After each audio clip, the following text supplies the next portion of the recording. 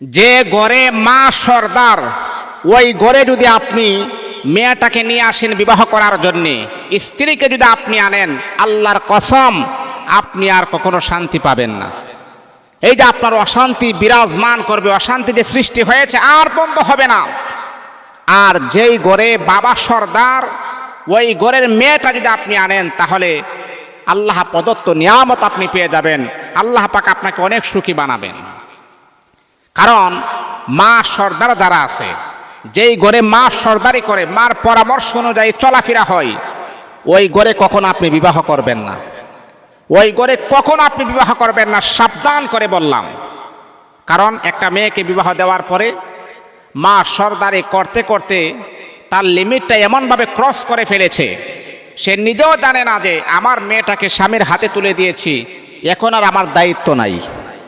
আমার দায়িত্ব যা ছিল আমার ঘরের ভিতরে, এখন আমার মেয়েটাকে অন্যত্র একটা ছেলের হাতে তুলে দিয়েছি, এখন আর দায়িত্ব নাই। কিন্তু মা সর্দার এমন হয়ে যায় যে আমার সর্দারি যাতে করে সব কারণে যেন বিরাজমান করে। স্বামীর ঘরে গিয়েছে, কি হয়েছে, সেখানেও আমি আমার সর্দারি করব। আমার মেয়েকে যা বলবো সে যেন তাই করে। আর মেয়ে যখন মার পরামর্শ শুনে, মেয়ে যখন স্বামীর কথা শুনে না, এই ঘরেই ঝগড়া শুরু হয়ে যায়, এই ঘরেই অশান্তি শুরু হয়ে যায়। অনেক স্বামীদের চাপা কান্নার কষ্টের আওয়াজ আমরা শুনতে পারি। অনেক স্বামীরা বুক ফুটে বলতে পারে না, তাদের এত কষ্ট, তাদের ভিতর থেকে এমন নিঃশ্বাস বের হয়। মা, আপনি জানেন আপনার স্বামীকে আপনি কষ্ট প্রয়োগ করেছেন, আপনি কেমন স্ত্রী? আপনি কি মা ফাতেমা রাদিয়াল্লাহু তাআলা আনহার ইতিহাসকে আপনি ভুলে গিয়েছেন?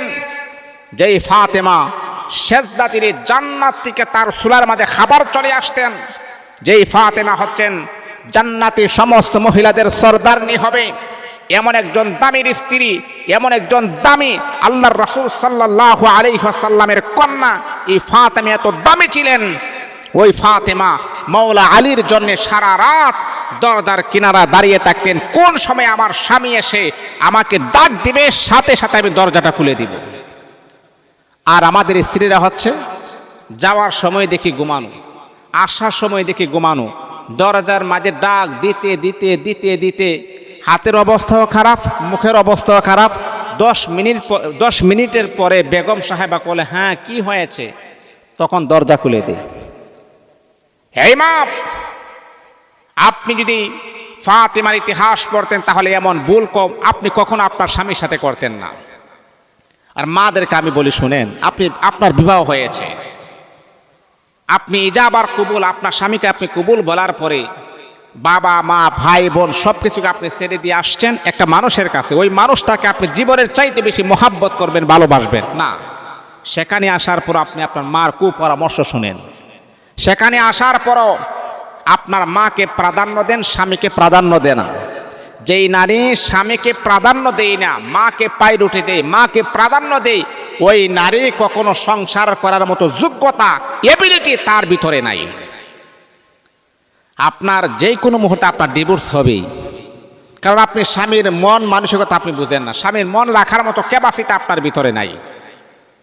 স্বামীকে কিভাবে আপনি জয় করবেন, তার মন কিভাবে পাবেন?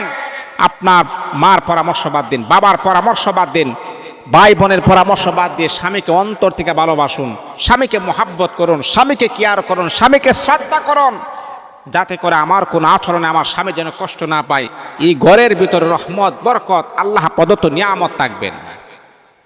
যেই ঘরের ভিতরে স্বামী আর স্ত্রী মিল, ওই ঘরে যদি আপনি কম টাকা ইনকামও করেন, এই ঘরের ভিতরে শান্তি।